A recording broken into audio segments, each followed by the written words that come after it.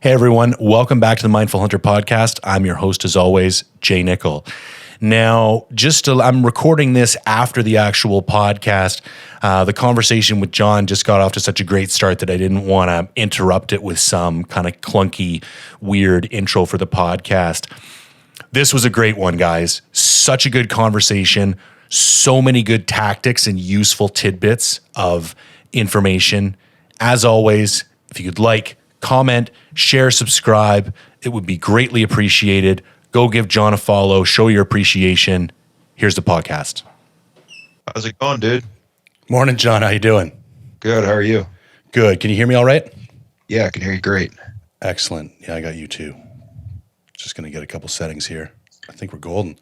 How's your day going, man? It's going pretty good. Good. Yeah. Standard.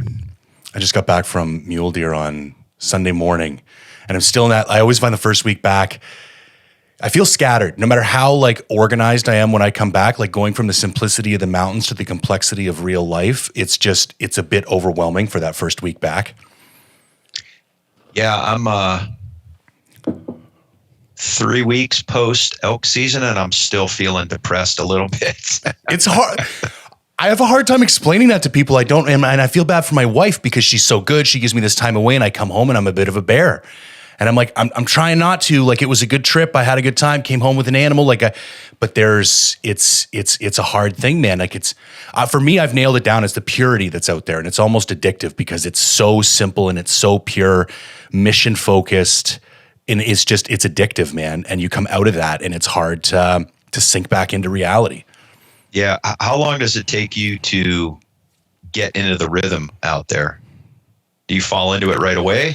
It is fast. Physically, it's always day 3. No matter how good a shape I'm in, it's the morning of day 3 I wake up ready to crush the mountain.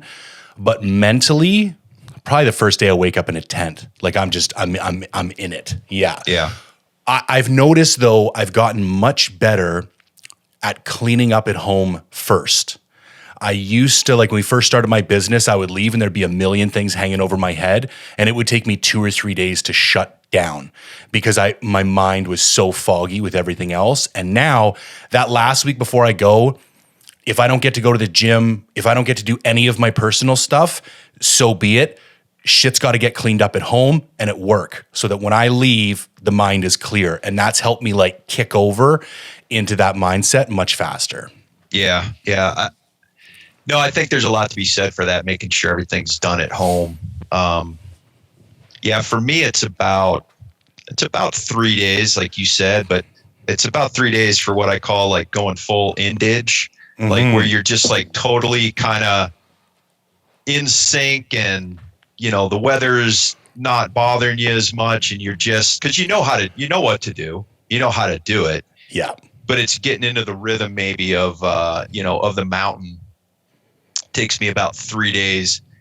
The problem is coming off of that, like you said, it's one day you're there, you walk back to the trailhead, you fly out back to the float plane base, and boom, you're back in civilization. Yeah. And I've had to deal with that, for my whole kind of adult life, and it's just not easy. And then for whatever reason, this elk season has been more difficult for me to come out of. I mean, I had a great elk season, and I hunted I did hunt longer number of days wise than I ever have, and had more interactions. And so it was just it was almost, I think you used the word addiction, but it was almost like this addiction to it wasn't 21 days straight, but it was getting back out there and getting, trying to plug back in. And then when it was over, it was this can't be over, and I'm not a rifle hunter. So I'm it's over. There's nothing, there's other hunting I'm doing, but it's that's kind of what I circle on my calendar, every year and look forward to the most. So now you got to wait 11 more months. And this has been tough for me because I live in BC and I don't want to come off as spoiled or entitled, but our elk hunting, I go south every year pre-COVID to archery elk hunt for a very good reason. And just the densities are higher, terrain's better, weather's normally it's just a better hunt. I love it. And for the last 2 years, I haven't been able to do that. And last year I tried elk hunting here, which I've done several years. And this year I was just like, I'm not doing it because it's not that experience that I'm looking for. And I'm grateful now that finally it looks like on the 8th, things are going to open up. So when draw season kind of is around the corner in January, I can start making, the States part of my plan again. Because it's been 2 full years since I had any meaningful hunting down there. Yeah. Yeah, no, for sure. Yeah. Some seasons I come out of elk season just so wore down to the nub mentally, physically, emotionally, like, I'm almost ready for it to be over. Right. And this year just wasn't one of those years where it was all those things, but I still had gas in the tank, and I still, and so it's like, you start to feel like, am I doing enough? Am I giving it my all? Like, am I quitting somehow? Or, like I said, there's other hunting to be done, but those bugles only echo through the mountains, so many weeks a year. There's nothing else like it, man. Somebody asked me the other day, what's your favorite type of hunting? And I said, I'm going to go elk for the action and sheep for the isolation. But if you put a gun to my head and said I could only go out 1 month a year, I'd take archery elk in the rut. Like, there's just nothing else like that. Yeah, but each species kind of gives you something different. So, I grew up back east in Ohio, and so, whitetail hunting, tree stands, like that was it if you were going to archery hunt. I've been living out west for a long time now. I absolutely want to elk hunt, maybe mule deer hunt, but come November, so right now, for whatever reason, it's in my DNA. There's nothing else I'd rather be doing than sitting in a tree stand, sometimes bored out of my mind. Right. Fidgety even. But so it's a different kind of hunting, but but that's what I want to do that time of year. Cause like elk season's done. They're not bugle anymore. Whitetails are rutting. Like, that's what I want to do, And, so it's cool that you have that. You have those different things to do. So, but every species offers you something different. Every one of them. 100%. Yeah. Well, let's dive into this. I'm not even going to start off with a formal intro or anything. I'm sure everyone who listens to the podcast knows who you are and your background. Real briefly for anybody listening, John served in the Navy for 26 years. The majority of that up in Kodiak. With the Naval Special Warfare in the cold weather training facility. You did a lot of work with the SEAL teams, and specifically post 9/11, when you were kind of putting together some tactics and stuff for Afghanistan, you were, individually recruited because of your cold mountain experience. And then as you transitioned out of the Navy, there's a couple other things first, but for the last, is it 6 or 7 years now? Almost 7 years now. Almost 7 years. And John's the big game product manager of Sitka, which means he's primarily responsible for putting together kind of systems-based approach to big game hunting, technical clothing. And I was about to say primarily in the mountains, but it's funny you bring up whitetail, and I think Sitka's done a really good job in the past couple of years of also kind of getting across maybe some of those hurdles as well. So I would just say technical clothing for adverse conditions for big game. Yeah, no, I think that's a great way of framing it. Yep. And so what I'd like to do today is primarily hit up 2 big topics. The first one would be just risk mitigation in general, and then the second one would be winter goat hunting. some tactics and some gear, which I know is another topic kind of near and dear to your heart. Yeah. And so I'd like to start off broadly.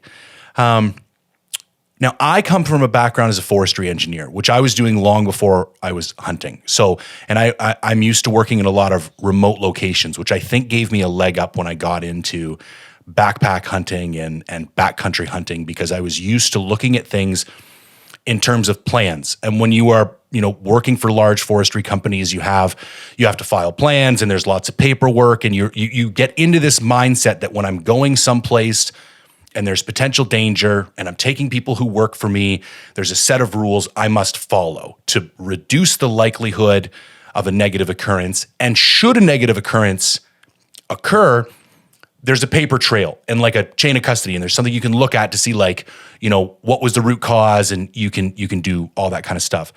And now in my current role, I kind of work in behavioral sciences, and it's given me a new approach to how human beings identify risk and how we make decisions under pressure.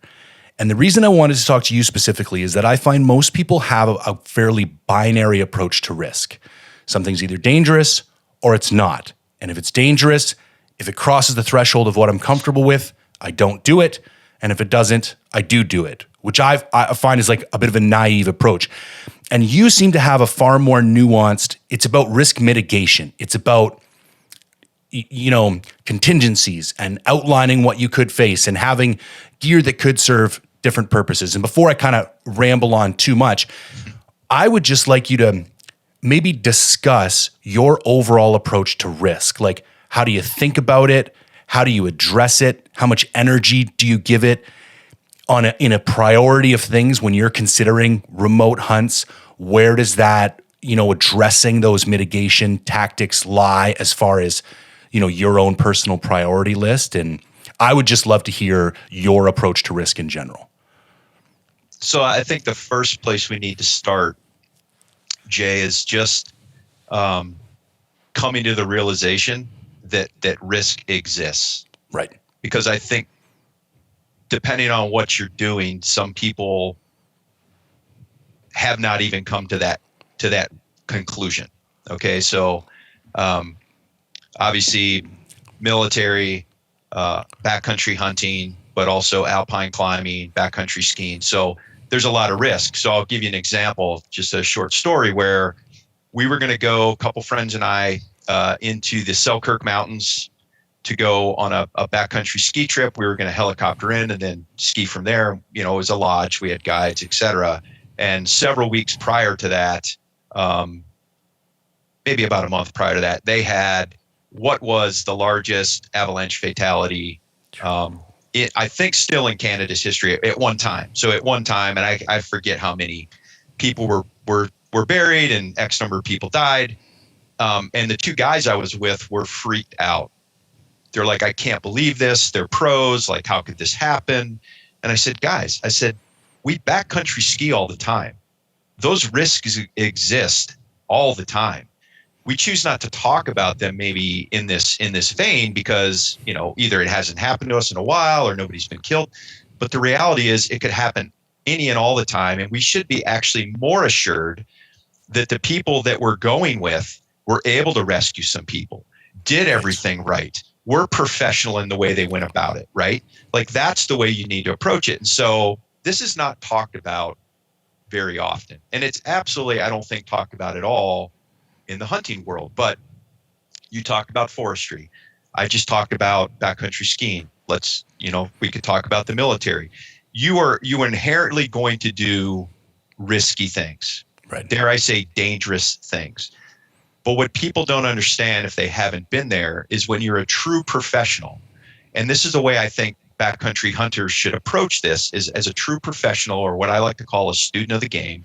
You have to, one, assume that there is risk, and you have to figure out how much, what that risk is. Is it an extreme risk? Is it not an extreme risk? And everybody is going to have their own appetite depending on, their age and experience and et cetera of what that risk is. So I had a much higher risk tolerance, in my 20s than I do in my 50s. It just, the way it is.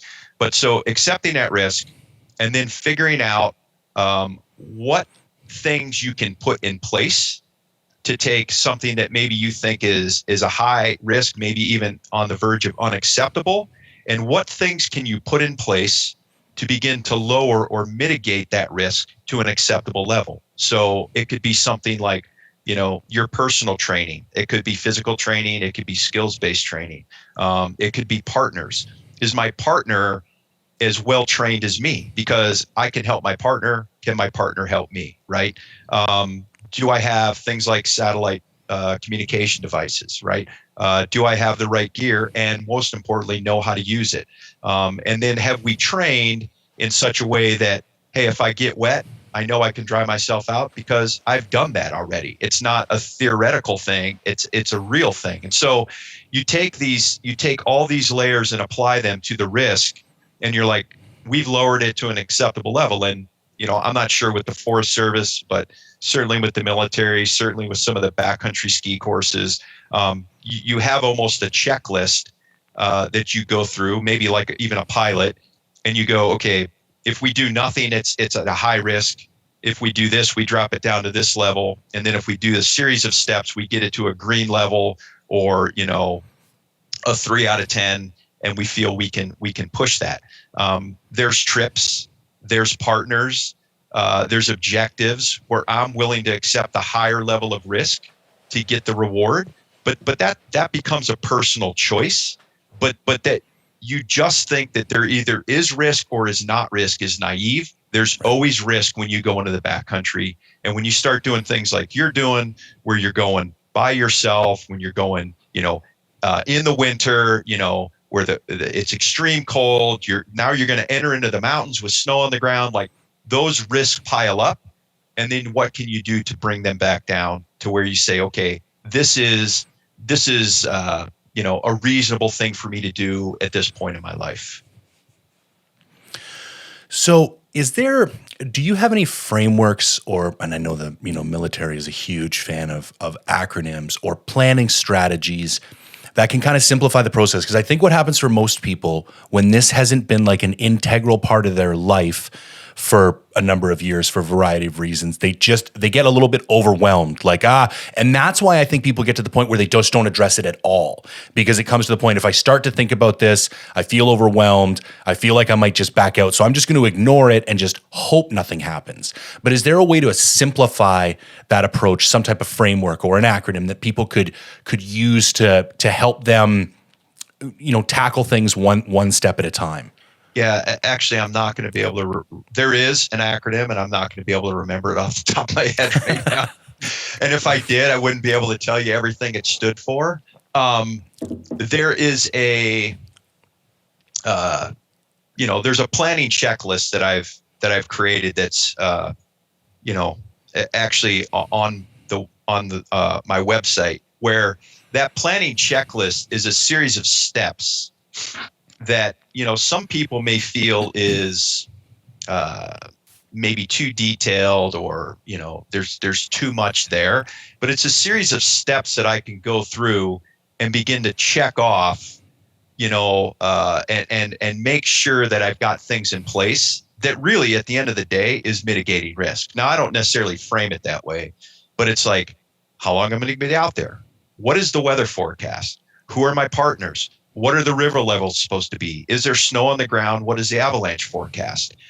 Do I have a satellite communication device? Do I have my digital maps loaded, and are they ready to be offline? What is my fuel consumption, and will I have enough? What is the water filtration that I'm using? Do I need that? And if I do, what is it, and is it acceptable for that environment? And it goes all the way down, and it gets to, have I left a plan with a significant other? Do I have the local SAR numbers plugged into my phone? Do I have a doctor friend or somebody that I can call and reference if I can't get out of the mountains because the weather's poor, and I've got to sit on somebody and I need some medical advice to help get through that? That's really what that is. And when I go through that, and I'm not going to tell you I go through it on every 2 or 3 day trip, because I've done it for so long. But as I go through that, I go through those steps, I'm like, if I have those checked in a box, there's a really good chance that I have enough in place that I've mitigated, or let's just say I've got enough in place that I've begun to mitigate the risk, and that if things go wrong, that I've got things in place that I can implement. The one thing we don't talk about, either in that form or in the hunting industry per se, is we talk about physical training. I know you work out a lot, right? Physical training is a huge part of your life. It's a huge part of my life. But the skills-based training, again, is something that is not talked about. So you watch, whoever your favorite hunting celebrity is, and they're out there doing this or that, and you don't see the years of experience that they've put in to get to the point where they, as an example, can pitch a tarp in the dark in hurricane force winds in any terrain that they happen to find themselves in the middle of the night, right? That is a skills-based thing. Cam Haynes has done a great job of, promoting the physical training aspect, but can somebody dry their clothes out at night? Have they what I like to call exercise their system? And what you begin to do is you begin to feel. So I like to say I could take somebody in 30 days who maybe has never gone in the backcountry, and I could take them from a relative inexperienced person. And the first half of that 30 days, all we're going to be talking about is how that person can take care of themselves. Okay. So I like to call the care and feeding of that person. They're not capable, nor should you ask them to take care of their buddy, right? In some regard, like in the military, we weren't even asking them to apply very advanced tactics because they were just trying to figure out how to unscrew their own stuff and just be a productive member of society. The second 30 days was to ramp. So now that you had that baseline, was to ramp up, and you would implement more tactics. You would take that person and put them in some leadership position or with a buddy. And now they had to not only take care of themselves, but take care of somebody else. Till you got to the point after 30 days, that person felt pretty confident out there to not only take care of themselves, but maybe take care of their buddy, but now have this aperture that was opened that now they could go, say, hunt. That now they could apply mule deer tactics to go hunt the mule deer. They weren't worried about staying warm or dry or feeding themselves or keeping their feet from getting blistered, right?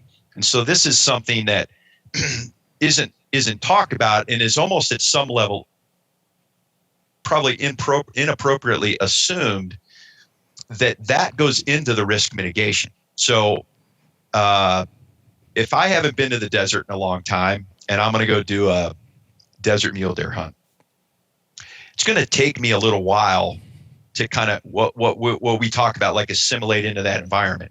I'm going to have to dust off a lot of things and go through my checklist and make sure that I'm thinking through everything. And then I have to say, okay, what are the risks that I'm taking on in that environment? Because the risks in the desert are going to be different than the risks in, a late season sheep hunt, right? So going through that, okay, it's dehydration, it's heat stroke, it's maybe rattlesnake bites, it's flash floods if I'm in a dry creek bed, as opposed to avalanches, frostbite, altitude sickness, those kind of things. And then going, do I need to go and take a course to get better at avalanche mitigation, or do I need to go and understand what to do, if me or my buddy is bit by a snake, or what are the signs and symptoms of heat stroke, and what are the mitigations? A buddy of mine, we had talked about this prior to his trip. He was going to Colorado. He lives in Pennsylvania, and he was going to go to 13,000 feet to hunt mule deer. First time he'd been to that elevation. And I don't think it was first time mule deer hunting, but certainly at that elevation. And so we had talked about this, and we talked about, different medications you could take prophylactically to kind of help, et cetera, et cetera. And I told him, I said, but it's not just you, it's whoever you're going with. Because if you're in a depleted state, you may not know that you have these issues, but your buddy better know you're having the issues, and vice versa. Unfortunately for him, but fortunately in another way, he got altitude sickness. He got acute mountain sickness, and I believe it started turning into pulmonary edema, which is water on the lungs. He was cognizant enough to know that it was happening. His buddy was cognizant enough to know that it was happening and to know how to help mitigate those risks, so that when this guy was in a depleted state, he said, okay, I'm going to give him a Diamox and we're going to get him down to altitude. They got him down to some altitude. It wasn't enough. They're like, we got to pull out of the mountains and take this guy to the hospital. Probably saved his life.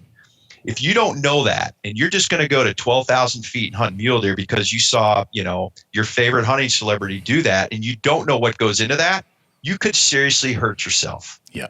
So that is a risk mitigation profile for a couple different hunts that people need to walk themselves through. And it's certainly not to say you should be scared, but you need to be aware. So where I hunt here in Montana, it is no small fact that there's a lot of grizzly bears. Yep. A lot of grizzly bears. And there are certain drainages and there are certain areas where if you go there, it's not a question of if, but when and how many grizzly bears you're going to see. How do you mitigate that risk? Do you bring a firearm? Do you bring bear spray?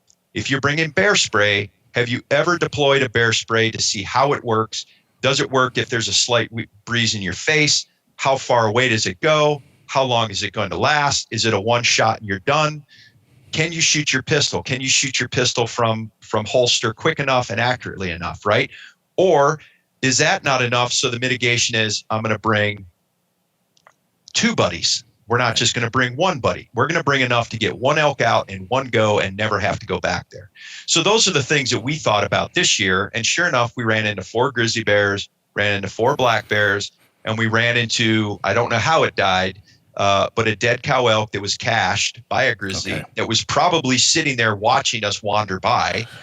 And you're just like, we got to get the hell out of here, right? Yeah. And so the reason, and the way we mitigated the risk even further is after we got our buddy's bull out, we chose not to go back to that area because we thought that the risk was just too high and we couldn't mitigate the risk to make it acceptable enough to try to go and kill another bull in there. We had to go find another area to go. So long answer, but there's a lot to think about. No, I love this. And I love the call out of skills for 2 reasons. One, I think largely due to social media, people like practicing sexy things. People don't mind practicing their bow and they don't mind going to the gym because it makes great content, get lots of likes, and everybody's into it. But it's the other stuff. Like I realized a hole in my game is Avi. I don't have any technical Avi training whatsoever. And I knew that going into my goat hunt last year. And this is the second part that I like about addressing skills is that it is, our risk profile is not a fixed element or a fixed metric. It is relative to our own abilities. So if we want to go do things that may be considered more dangerous, one of the ways that you can do that is by increasing your own skill set. If I want to go deeper and then into, more snow-packed areas that have steeper terrain, then I need to go get the appropriate training so that the risk isn't actually any greater because I have elevated my own skill in relation to the circumstances that I might find myself in. And I think that's the empowering thing that I want to pass on to people because that's what I brought into this. People think I'm nuts all the time for where I go by myself. And it doesn't even feel, it's not like I think about this and it's like, oh, I'm going to be brave and go do this. Like it doesn't even occur to me because I've gone to remote locations in mountains for so many years of my life and gone in one piece, taken appropriate actions and steps and come out in one piece that I feel very comfortable in my own abilities. But I try very hard to communicate to people like this is not something like if you just picked up a bow yesterday and you don't have a background in the mountains, like I'm not recommending that you do these types of things. But I think it's empowering to people to let them know that that's not saying you can't. It's just saying that you need to address your own skill set first so that you're not a liability to yourself and others when you're out there. Yeah, correct. And again, we've almost done, like when I say we, like maybe, just the hunting public at large has not done a good job and maybe a disservice, especially with all the new people that are coming into hunting and especially like backcountry hunting. Mm-hmm. We haven't done a good job of really trying to talk about these things, right? It's there's an assumption that you have, when they see you go into the winter backcountry by yourself. Social media, I'm not going to rail on social media, but it's not a platform that you can dig into and provide the context. Right. This kind of platform is, right? But if they knew that you had spent all those years in the Forest Service, and as an example that if you have or haven't, but that you've gotten wilderness medical training and you've done this for so many years that it's not a problem that you know how to care and feed for your feed and care for yourself, those kind of things. They just see you doing the cool thing in the cool area with the cool animal, but the lead up, the ramp up to get there could have been the last 20 years of your life, right? Could have been the last 30 years of your life, which to me is the exciting part, in the sense that that is the journey. That is Right. the enjoying the journey part, because hunting season is so infinite, right? It's so short. With me, and I hope you don't mind me telling this story, because I've told it one other place, but No, please do. um, I hunted, and then I was in the military, and I was in the mountains, and then I was doing all the climbing and skiing and all these things at what I wanted to be at a very high level, and it got to maybe a mid-level kind of thing, but I was very competent in the mountains, and I was very comfortable with myself, and I was very comfortable backcountry skiing by myself, and understanding the risks of avalanches and snow, and solo ice climbing, and I'm not saying those are the smartest things, right? Again, we're trying to assess risk on a daily basis, but I felt comfortable. But then when I was able to feel comfortable now in the backcountry Alaska, I wanted to try to begin marrying my skills of maybe some climbing skills and my snow evaluation and hunting. And so I would do these late season mountain goat hunts.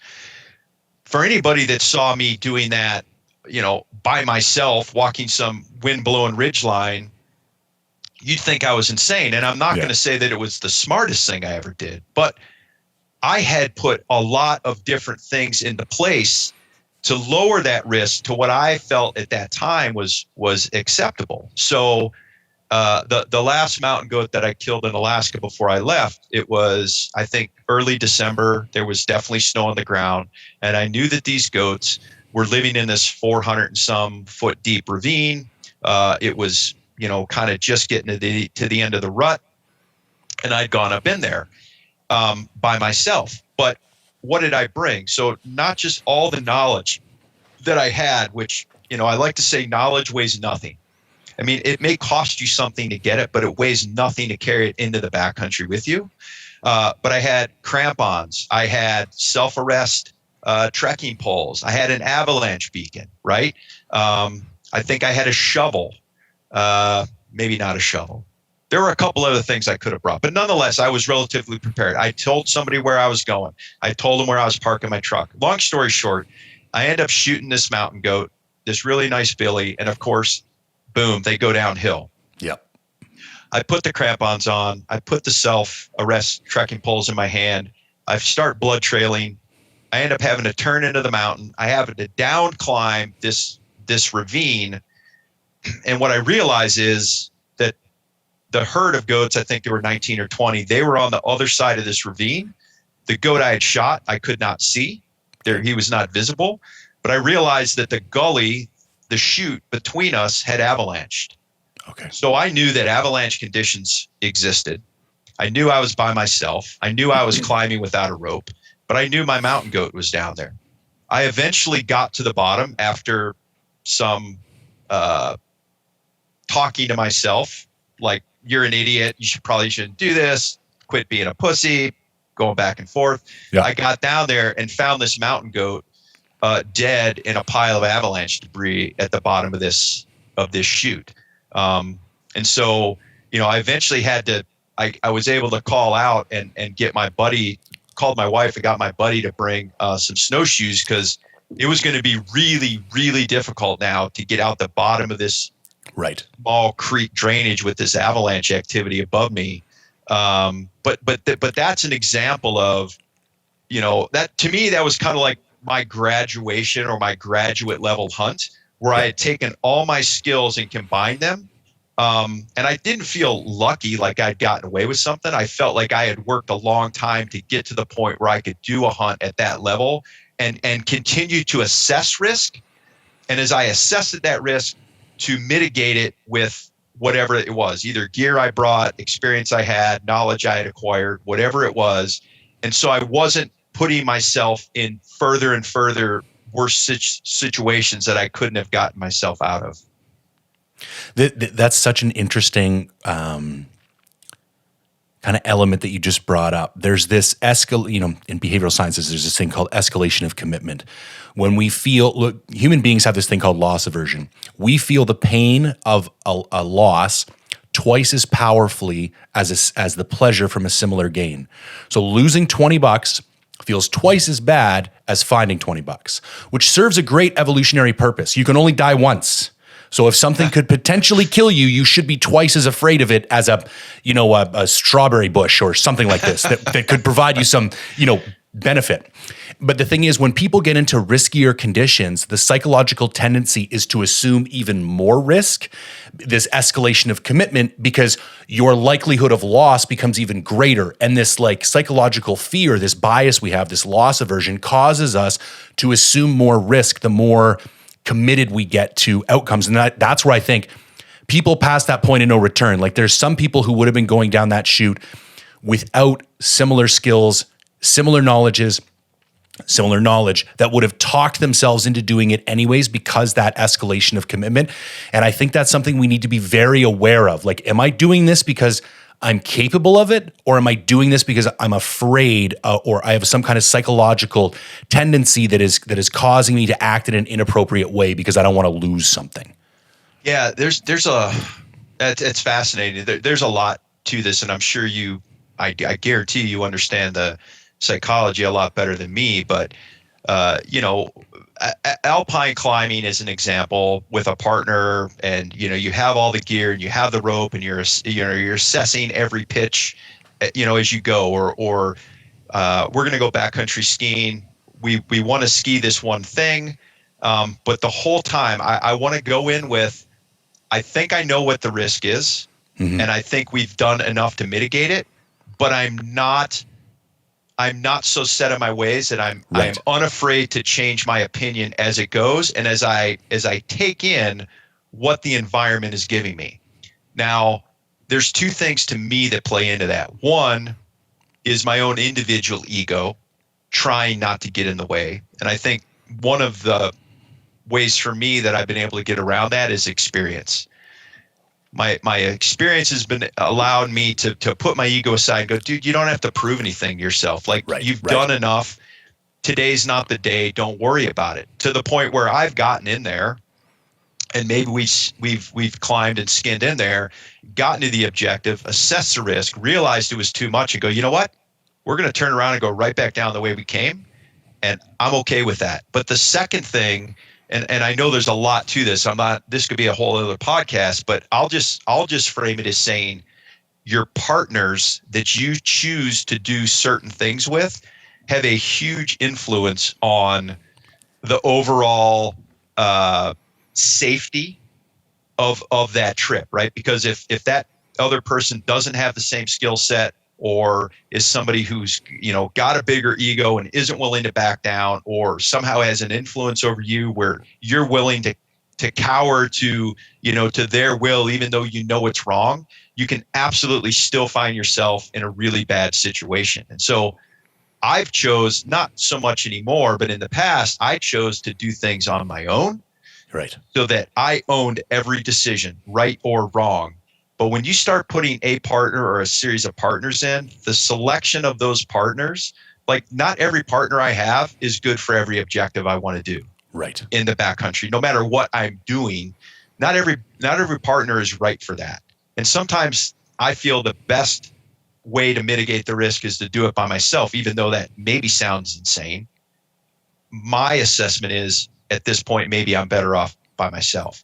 So there's a whole series of things that you have to consider when you're factoring in risk. It is not this slapping six guns on your hip and riding into town shooting them up. It's not this cowboy kind of mentality when you want to be a pro, what I call a pro. And I'm not saying you have to get paid, but if you want to approach it like what I call as a student of the game, you have to consider these things. If you're going to go pack raft down a river in the spring when it's high flood stage, right? Or all these different things.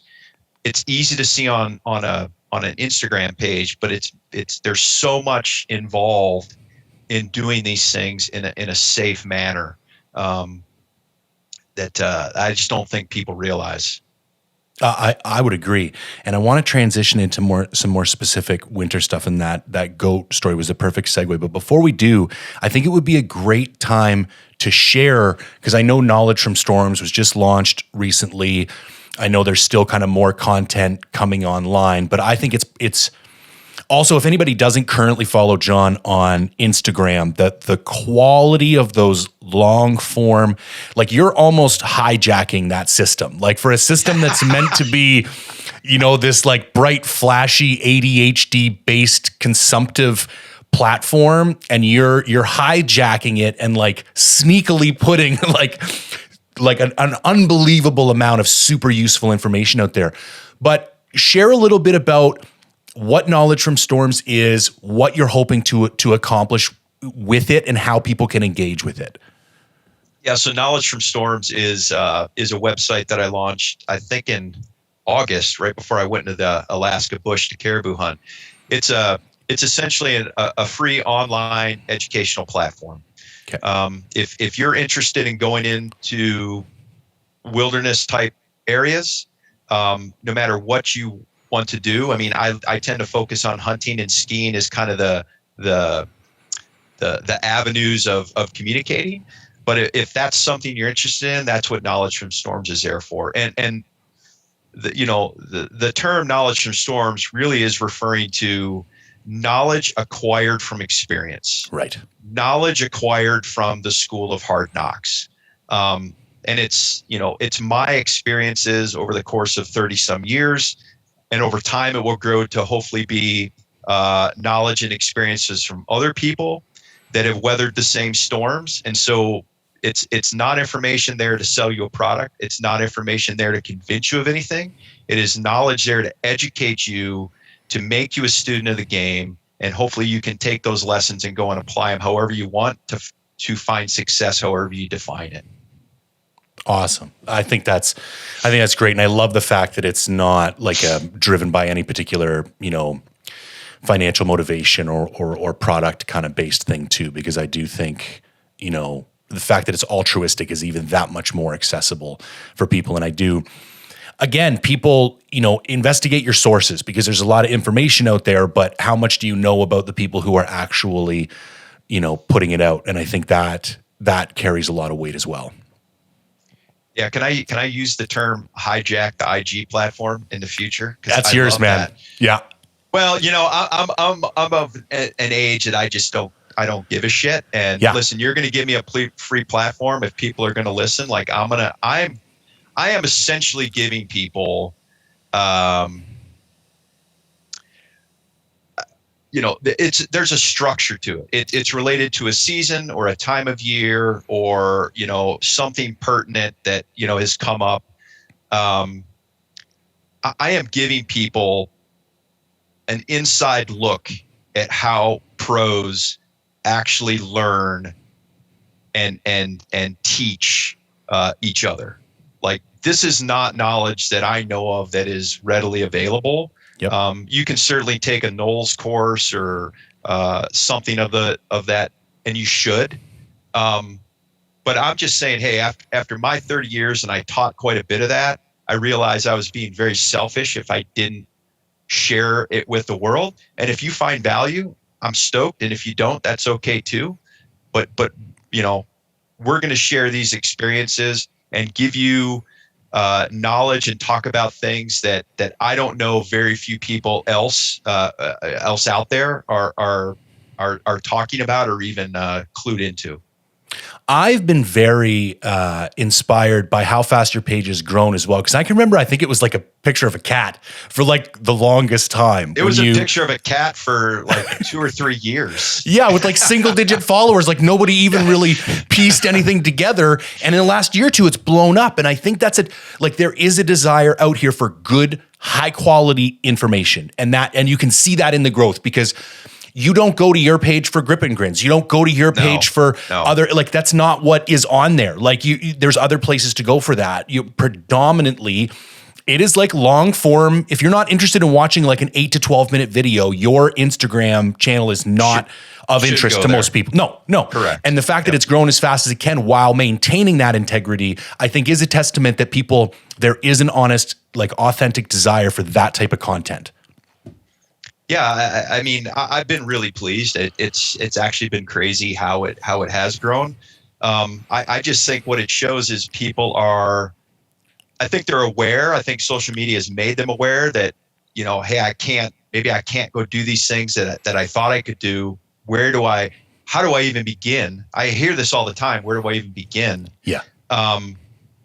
That's a place to start, right? So this appetite for information, for education, for insight, I think is really there. And I think, and I'm certainly not putting down anybody else's platform, but I think that so many of the platforms out there are either there to entertain and or sell, and that's totally fine. And there's certainly a place for that, but it's not giving people what they really need to go pursue their own dreams outside. And so I'm just trying to help them because I like teaching. I realized I missed it.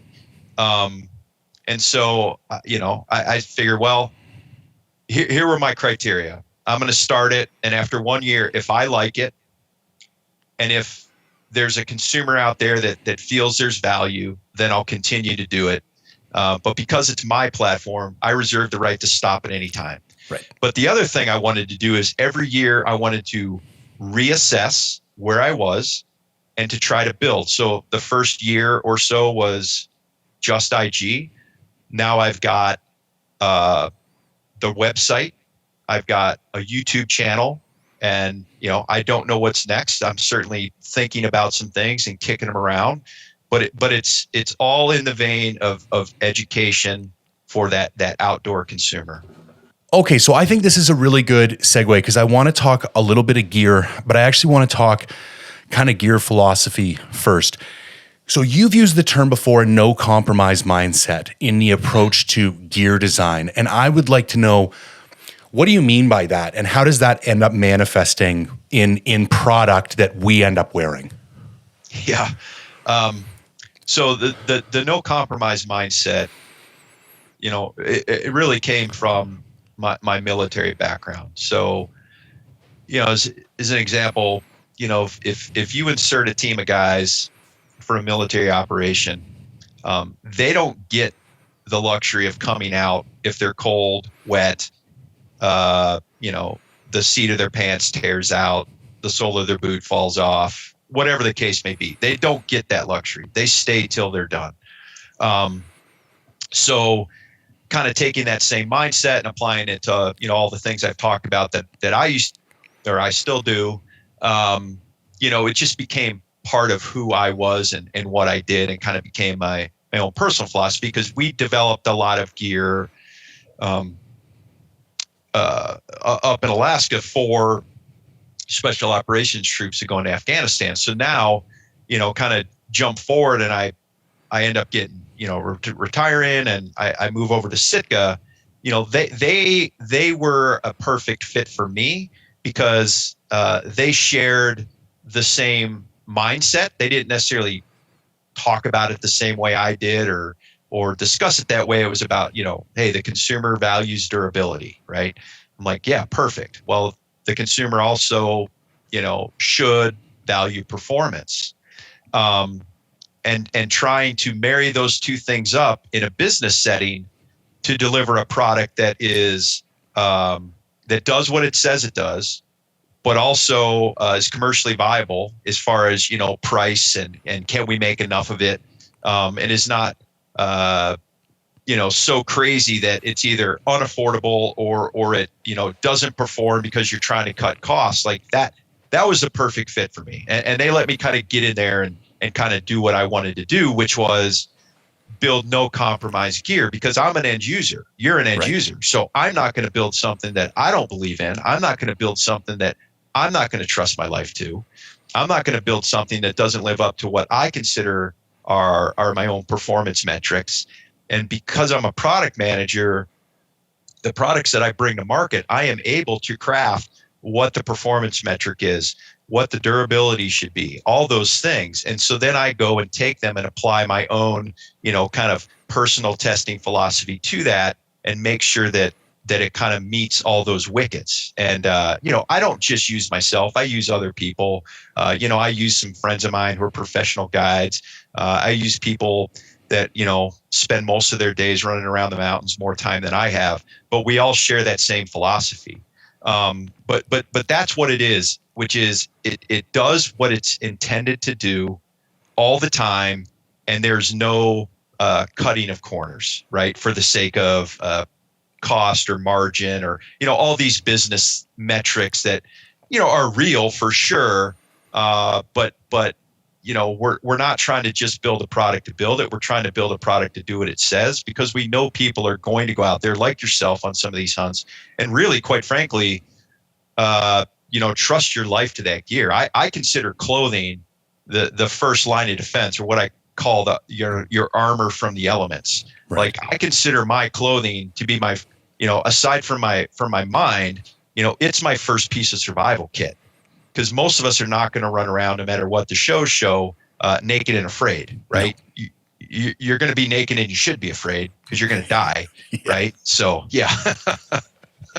100%. And people don't talk about efficacy either. Like, yeah, I can go out there in a pair of Wranglers and a Carhartt jacket, but are you going to be as efficacious for as long a period of time? Like, I do see some people, I don't need all that fancy stuff to live. And it's like, you might not need it to, well, and actually the fact of the matter is, if you are going to some of the places where we go, you are going to die in a pair of Wranglers and Carhartts. But on some of the less adventurous hunts, I do think there's an argument to be made about how effective your clothing is helping you be, because even let's say I'm 5 to 10% drier or 5 to 10% warmer, that's just that much more, mental horsepower I have to dedicate to whatever my goal is that I wouldn't have had otherwise. And I think that's another element of it that people don't.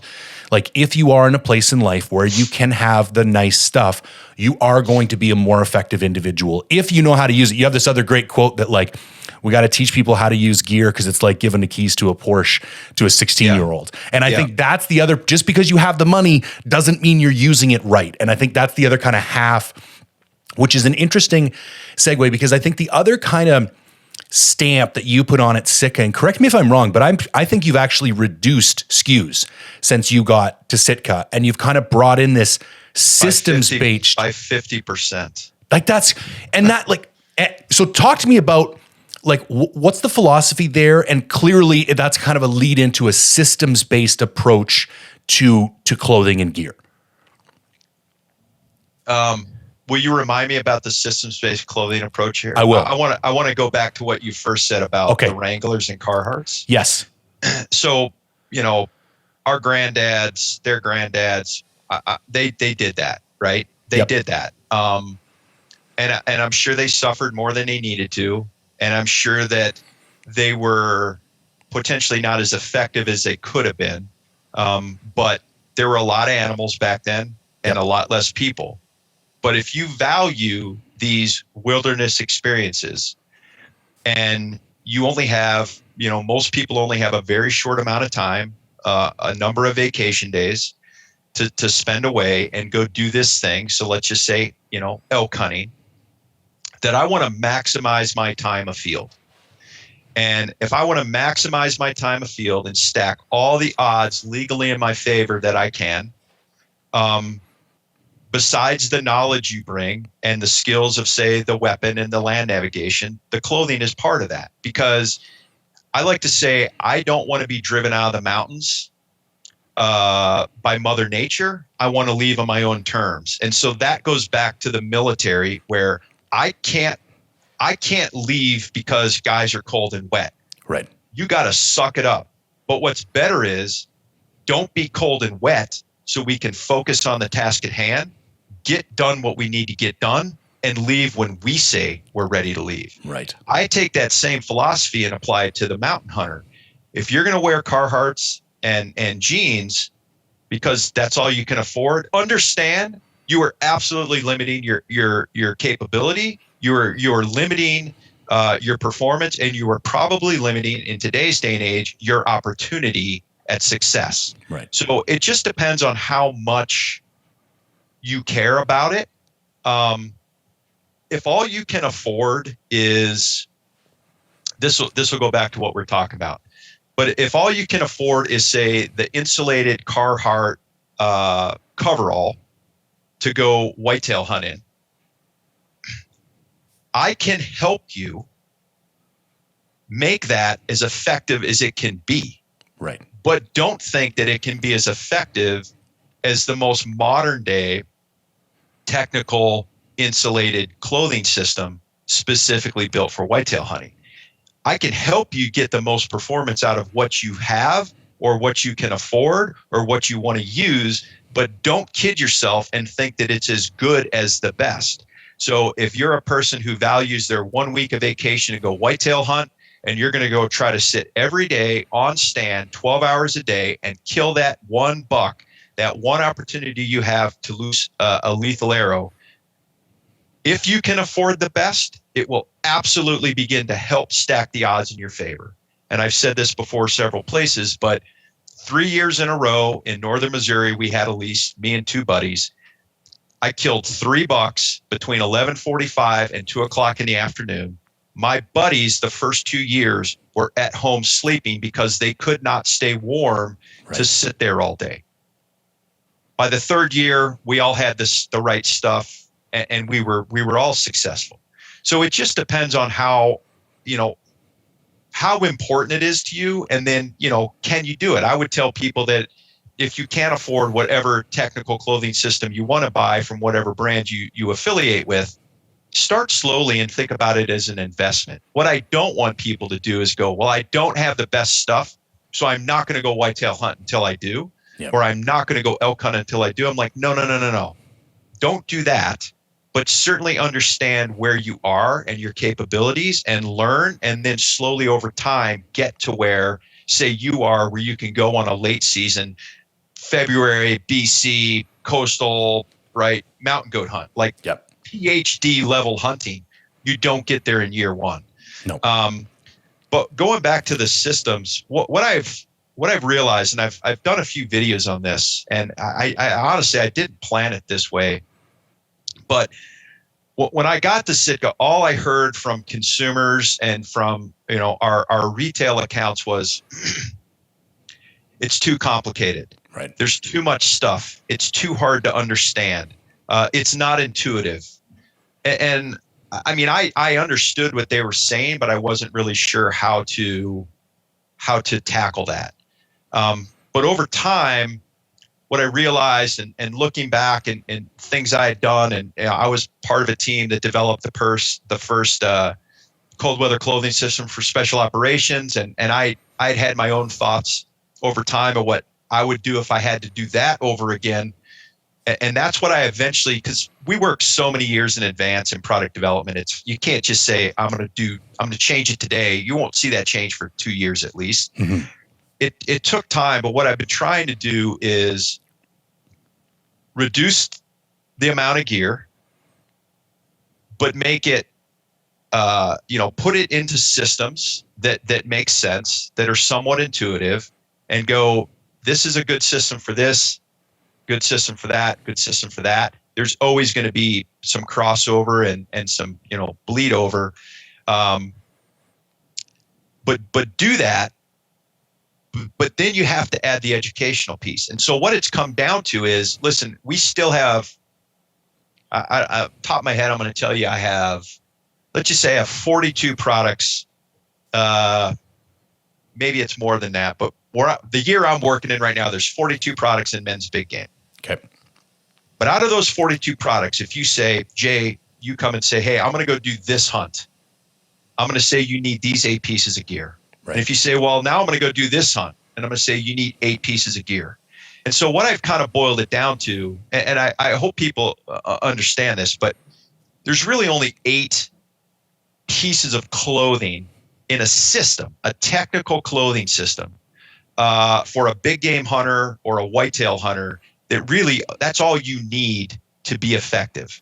Now that may change a little bit from a warm season hunt to a super late season hunt, but you still only need to assemble those 8 pieces of gear. And out of those 8 pieces of gear in a big game system, I would say that I think it's 5, maybe 6, for me, are relatively standard across the whole spectrum. So if somebody says, I can't get into a technical clothing system because it's either too expensive or, it's too confusing, I would say start with your base layer. That's a part that goes against your skin. That's always the foundation of any system. Mm-hmm. Start there, and just over time, build out 8 pieces of gear. And if you can only afford 8 pieces, then make those 8 versatile pieces that transcend a lot of different seasons, be it whitetail or big game, and you will be in the game. You will be in the game, and then you will slowly over time be able to, apply your own personal, style, and specifically where you hunt and all those things to kind of fine tune that system. But we all try to make it, to include myself, more complicated than really it needs to be. But you have to understand how things work as a system to really get the full potential. To your point, given the keys to your Porsche to the 16-year-old who just got his driver's license, there's no way he's going to, get all the performance out of that car. Yeah, 100%. We're going a bit long. How are you doing for time, John? I'm good. Okay. I'm always long-winded, Jay. No, this is great. I apologize if I am, but no, it's more value, man. It's out. I'm clear. So this is perfect. Okay, so I want to transition a little bit into some specific winter hunting gear questions, and then I want to go over some recommendations for February for me specifically. I'd like to know what your experience has been like with snowshoes. So having spent many years in work snowshoes, we wore tubs and just beat the shit out of them and threw them in the back of a pickup truck and never really worried. We weren't worried about weight. When I did my February goat hunt last year, I wore a pair of MSR Lightning Ascents, which from my research seemed to be widely respected as probably the premium snowshoe out there. Now, my fault, not MSRs. Between me and my pack, I was 350, and the snowshoes blew apart, man, to the point where I was coming out and they were literally tied together with Dyneema cord and Hilleberg tent pegs.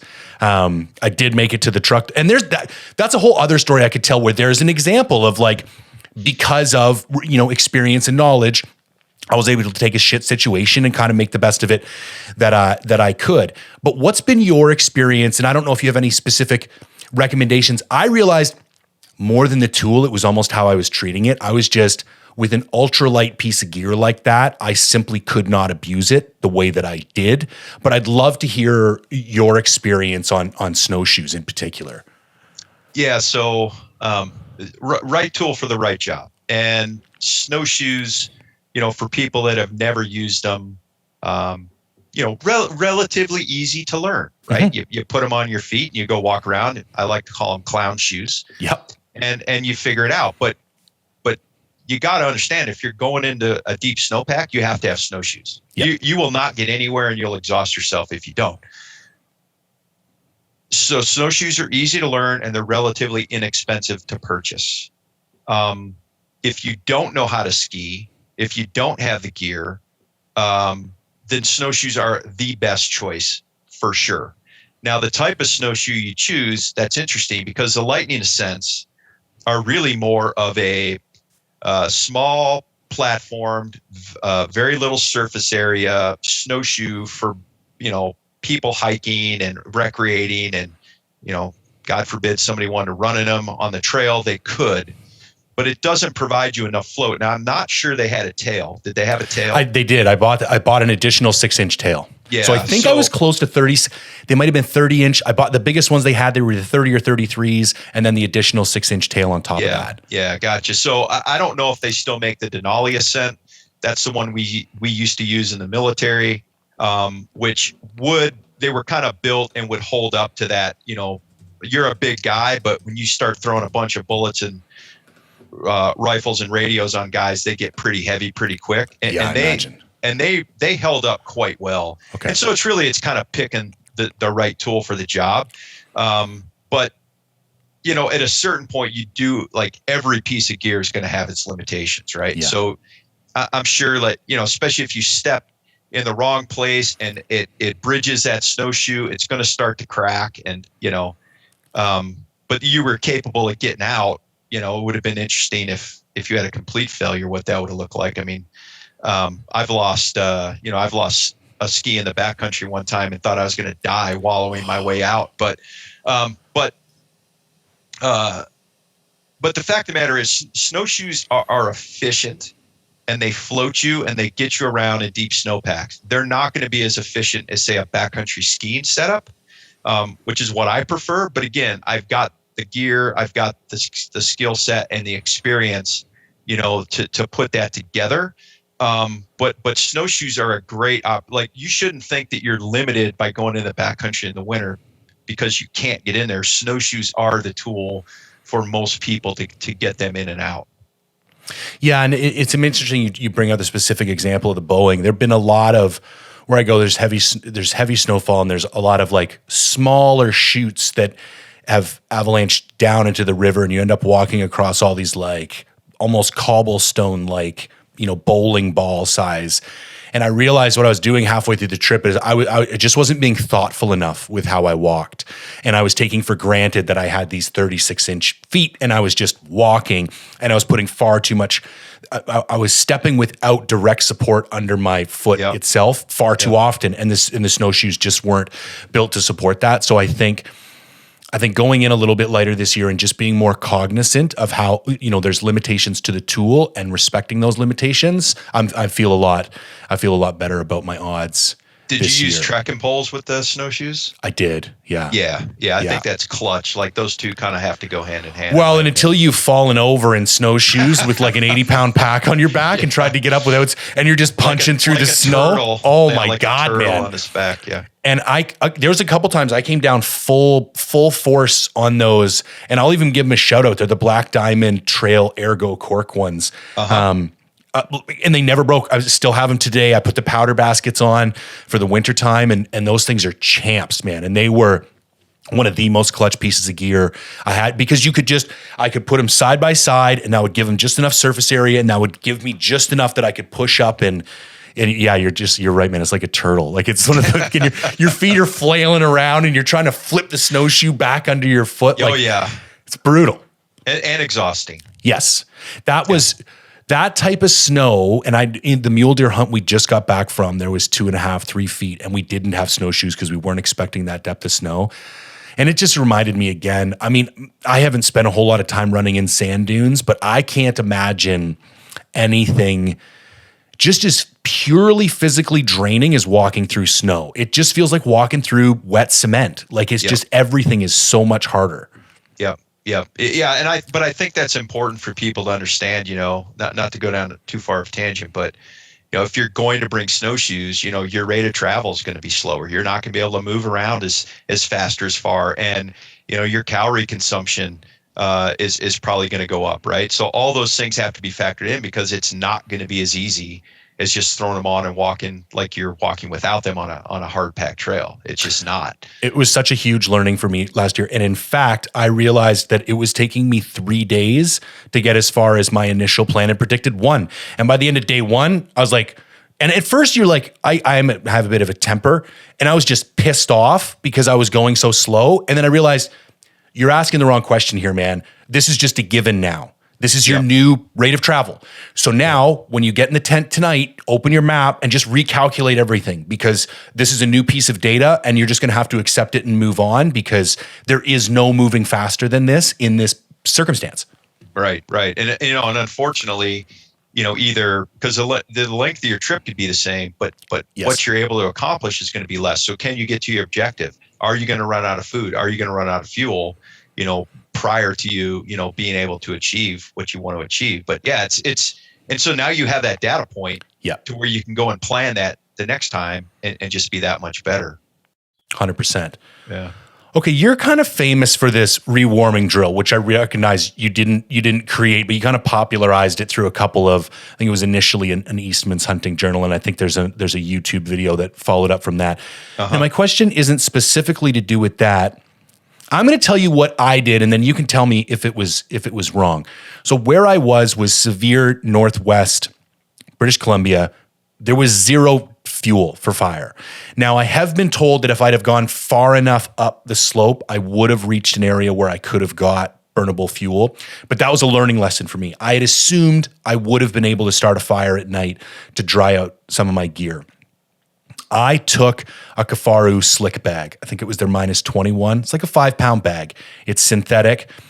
And between my shelter and my sleeping bag, that was like my bomb shelter. I was like, okay, if I fall in a creek, or like I did take some other down pieces just to shave weight, but like that synthetic bag and the Hilleberg Solo was like my last line of defense. I'm like, okay, if the worst thing in the world happened, I could get in that bag, in that shelter, and I'm going to be able to ride out just about anything.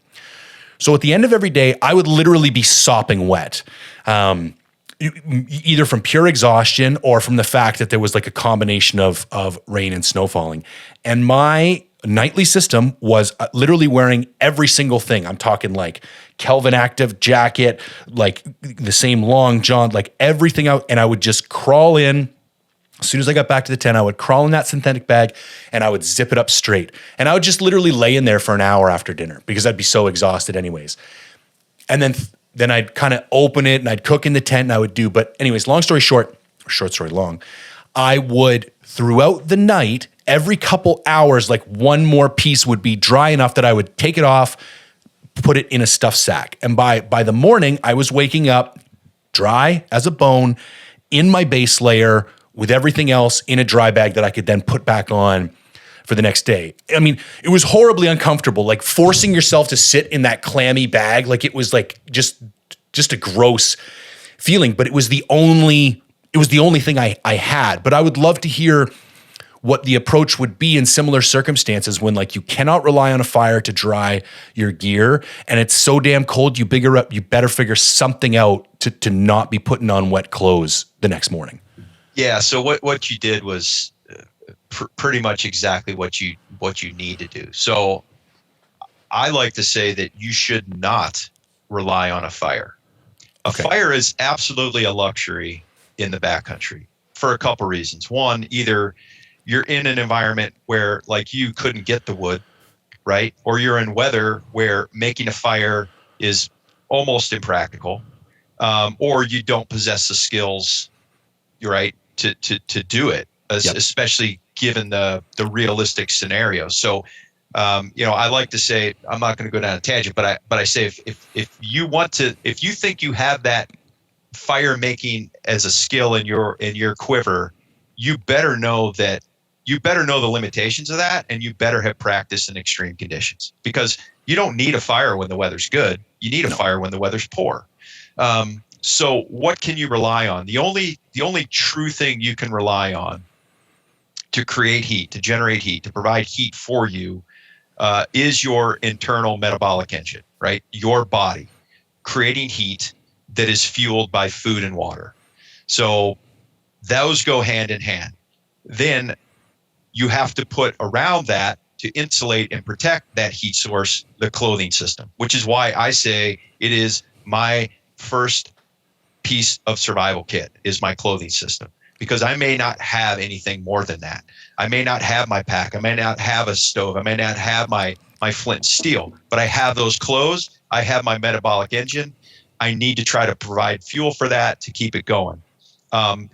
This is where I like to say you must exercise your clothing system, which is to say, go out and see if your clothing system will dry out.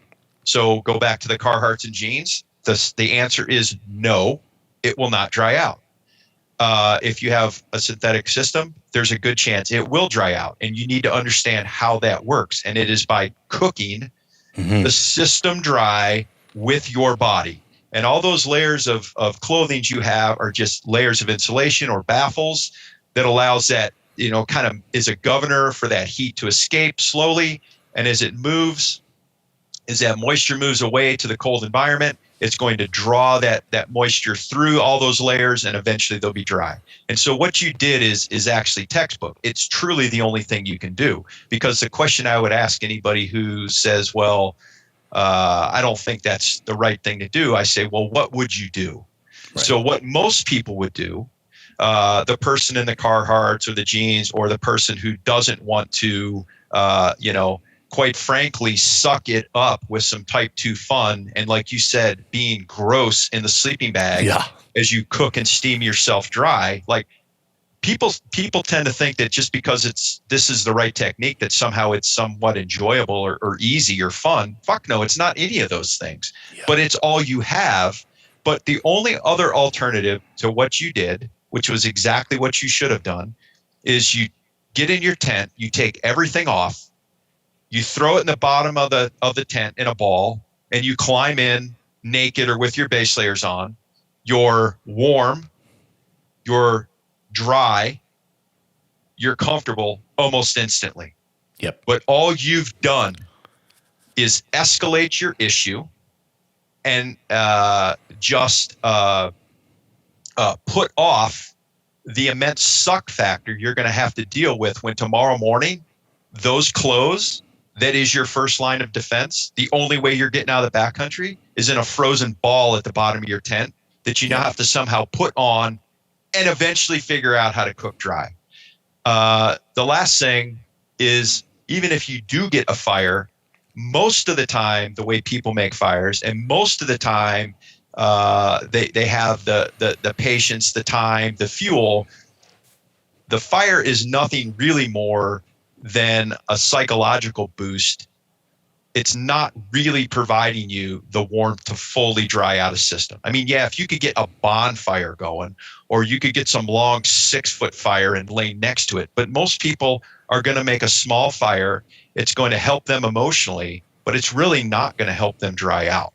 So you really have to understand the basics and the principles and the foundations of how these things work if you're going to go do something like you did, right? And if you don't have the right clothing, I would rather find that out in a training scenario in my backyard or close to home than find out on the hunt you were at where you couldn't push the SOS button and expect to be pulled out of there anytime soon, I'm sure, right? No, 100%. Yeah. Yeah. Okay, well, that's good, because the real watershed moment to me was when I realized, because it's so counterintuitive, like even on a regular day, let's say it's like a chilly fall day and you get to the top of the hill and you're about to start glassing and your back is wet. You think, I should sit here until I air out. And you don't realize that your body, once you've lost that momentum of heat from the hike, like it's so hard to get it back. And then when you finally have that watershed moment, you realize, no, I got to put my puffy on right now. And I'm gross, and it feels, why would I put on a puffy when I'm hot and sweaty? And it's like, no, because that's going to allow you to evacuate that moisture from your base layers through the puffy while you're still hot enough to like effectively do that. And then by the time your body cools down from the hike being over, you will have dried out enough of your base layer that you won't, that chill that is hard to shake won't have had the opportunity to set in. And that was just, I knew enough about that I'm like, oh, I'm just going to extend that.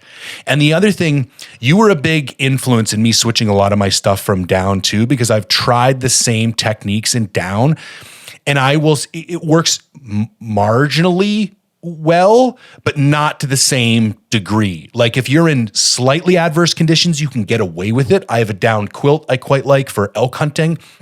And because it won't be negative temperatures, I can still apply the same principles and I'll wake up with pretty dry clothes. But it was nothing like that synthetic bag. I'm talking like crispy. Like that shit was dry, like bone dry by the time I woke up in the morning. And that's the other thing I want to hit home for people. I don't believe, and this is new to me in the last year or two, because I used to be a really big down proponent. I don't believe down has the same ability to like allow that moisture to permeate through it and maintain dry the same way that some of the newer synthetic insulation layers do. So can I geek out for a second with you? Jay? Please do. So I have nothing against down. I think a pure down product has no place in the backcountry. Treated down or a treated down blend absolutely does, but it's not the go-to solution for every scenario. Right. I think if somebody's picking one sleeping bag or buying one puffy jacket, that's all they can afford. They're starting out. You buy synthetic, it's bomb-proof, right? It's the pickup truck. You're going to drive it every day. You're going to leave the sports car, in the garage until, the weather's good and you have a Saturday and a couple hours off. So synthetic's always going to be bomb-proof. But when you build a down product, and I build a synthetic product, puffy, let's just say a puffy jacket. Sure. When I build a puffy jacket, most of the time the insulation is this, it's called a long staple fiber. So it's like long sheets of insulation. It's all woven together. You can cut it into squares, whatever you want to do. And that's how they build the jacket. And because of that, the fabric I put on the outside and the inside of that jacket to kind of keep that insulation in place can be a more open weave, because that insulation is stable, right? It's not going to go anywhere. And so because I can put a more open weave on, not only is the synthetic insulated jacket going to manage moisture better, but it's going to breathe better to move that moisture through the system. Now, when anybody builds a down jacket, down is feathers, right? And they're loose fill. Like you could cut open a down jacket and shake it, and just like a pillow, and it'd be everywhere. So to contain that and to make sure that those feathers don't poke out the jacket that you'll see sometimes and just, fly away in the atmosphere, you have to put a very tight knit face on the outside and the inside of that jacket. And by the very nature of that construction, you cut down on the vast majority of breathability. So a down puffy jacket is not going to breathe anywhere near as well as a synthetic puffy jacket as a general rule. And that's certainly the way that our team builds them. So you have to understand that. So now if you do get compromised and you are wet, that jacket that's made of down is going to keep you warm at first, but as moisture starts to move and mitigate or migrate through that insulation, it's not going to be as efficient as the synthetic. And so then once moisture is trapped in within those down feathers, they're treated with a water repellency, so they're not going to clump up until you roll over and compress it on your arm or your shoulder or your butt or your back, or if it's a sleeping bag as you roll over. And then all of a sudden those down feathers can compress, and then you kind of have the problem of reduced loft, reduced warmth. So you just have to understand the product you're using and the environment you're using it in to, again, try to get the most out of it. I use treated down products quite often in the winter. So treated down product is a water repellent feather with some synthetic insulation, and you blend it up, and it works really well. And most people wouldn't even know that there's any synthetic in it, but it's just enough to help, not with the face fabrics, but it's just enough to help with the moisture management.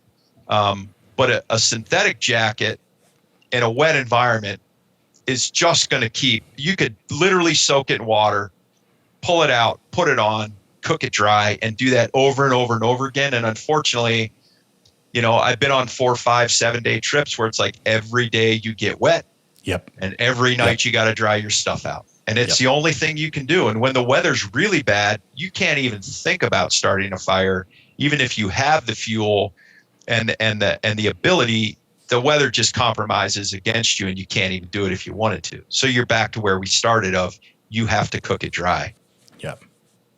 Awesome. I got some IG questions from a little poll I put up.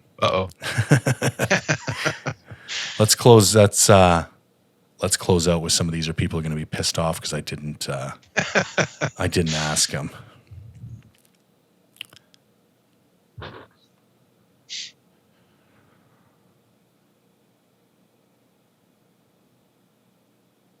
Okay, well, we just answered that, basically. Yeah, he's saying he hikes. We're going to have to sweat. What do we do about it? We're saying it's fine. You immediately puff up at the top of the ridge. So many times I see people say, well, I'm going to bring 2 or 3 sets of base layer. And I don't understand that, because I can dry a base layer on my body in 10 to 15 minutes. I don't even take doubles of anything anymore. I just went on a 7-day sheep hunt. I didn't even bring 2 pairs of underwear. I didn't bring 2 base layers. I didn't bring 2 anythings. The only thing I bring 2s of is liner gloves and socks. Yeah, that was the funny thing is I love those Stormfront glove shells. But they're so good that when I wear the fleece liners that they come with, I sweat out pretty fast. And this was on your recommendation. I picked up a pair of thin merino ones. And then I also keep a pair of those mechanic gloves. Because I find for in trekking poles, like just those. And then if it starts to rain, or if I stop to have a cup of coffee, just throw the shells on top of those, keeps my hands warm. And then as soon as I'm active again, dish those. And those gloves are like $20. So it's like you don't even care about them. But a couple replaceable liners. Because again, you can dry those out as you go. And I do think things like socks and and glove liners are small enough you could throw those in the bottom of your sleeping bag. Like you do have a bit of an ability, but as soon as you even get to like a full top base layer or bottom base layer, there's just no point. You got an opinion on the best 4-season tent for Western mountain hunting?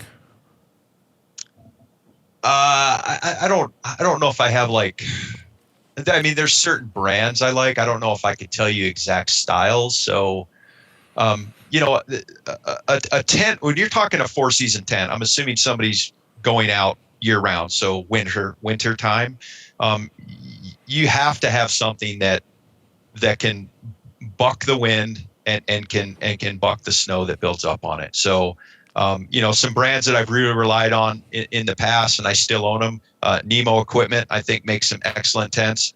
Hilleberg is one that I've definitely trusted my life to in the past. And there's a couple tents made by Black Diamond Equipment that work real well. I haven't used North Face tents like V25s and those in a very long time, but they used to be an industry standard. But I guess I would just say if you're going out in the winter, you have to have a 4-season tent. Because if not, and I could tell you story after story, there's one time we were trapped on Mount Rainier halfway up in a tent that was so porous. It was so shitty. It was an experimental tent that it was so windy inside the tent that it was literally blowing snow into the tent, even though there was no mesh. And it was so windy, we could not keep our stove lit. And because we couldn't keep our stove lit, we couldn't melt snow to eat or drink. So we could have been in a really bad way if we hadn't found another party who happened to be in the same situation. And we went over there and were able to run our stove in their tent in the vestibule. Shit. Yeah. Yeah, that's brutal. Yeah. What's your opinion on sock liners? This guy he gets particularly cold feet, and he ran a sock liner, didn't have any luck. He's like, a thicker sock might be tighter in my boot. Any recommendations there? You know, I've been talking about whitetail footwear for a while. The last couple of weeks, I've been answering some questions.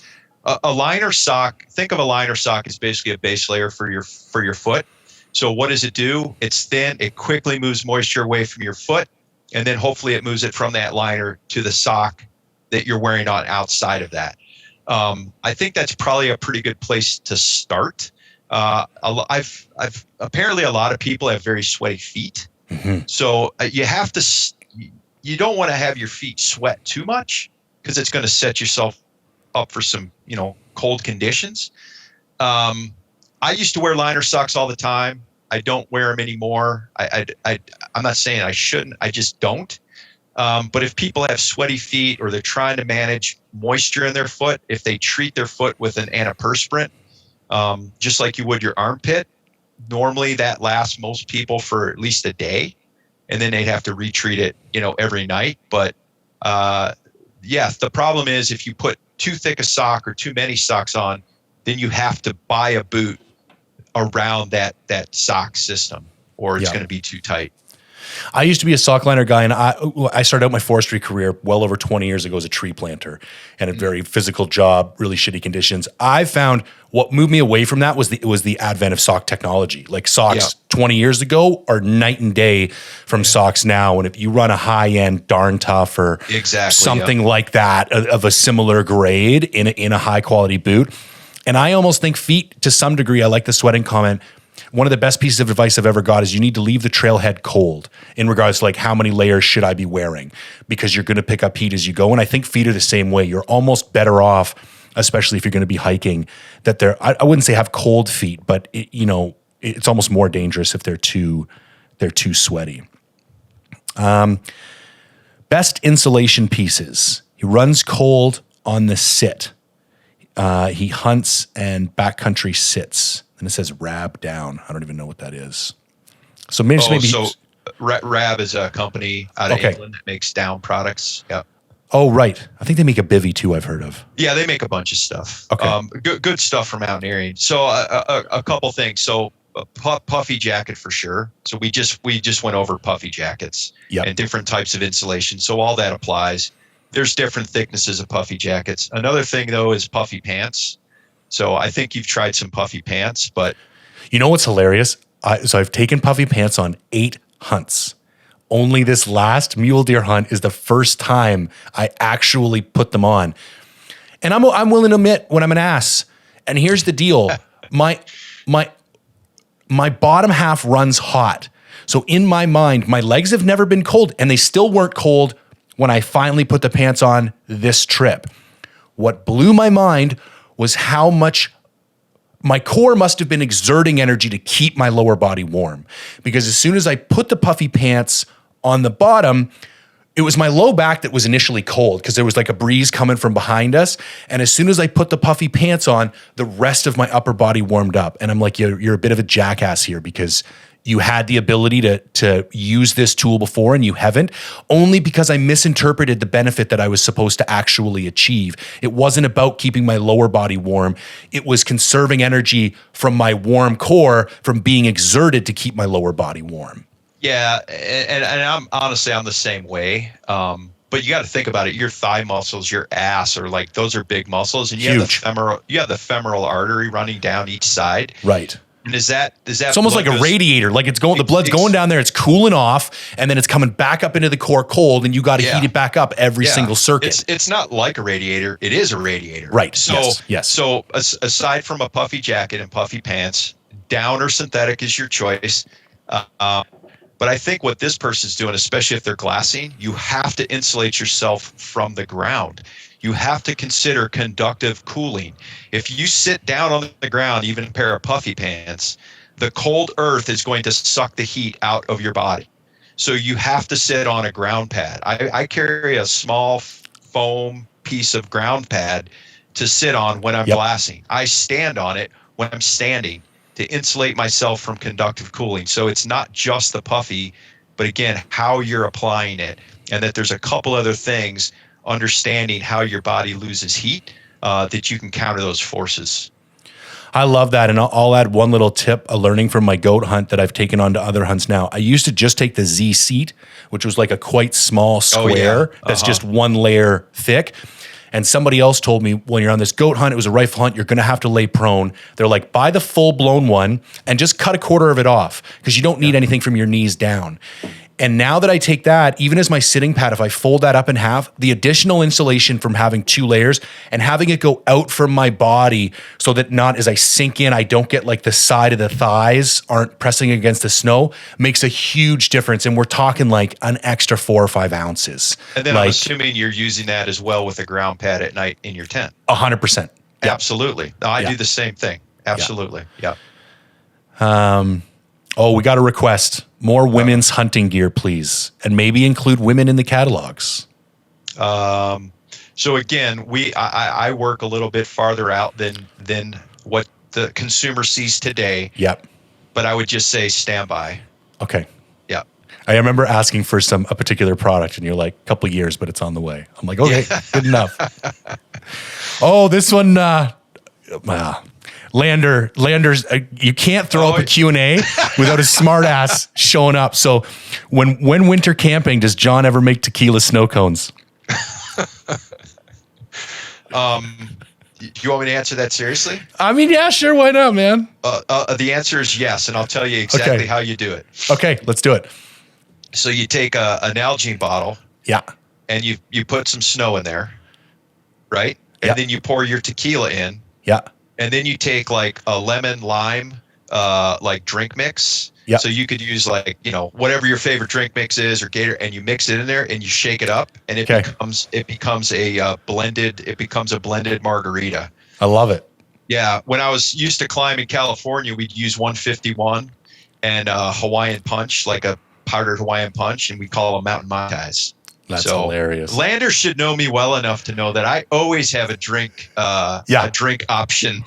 I messaged him back. I'm like, the answer is going to be yes to that. I didn't know we were going to get, that detailed. And life's too short to drink shitty booze, so bring good tequila. Yeah. And I feel that way about coffee. Life's too short for shitty coffee. Absolutely.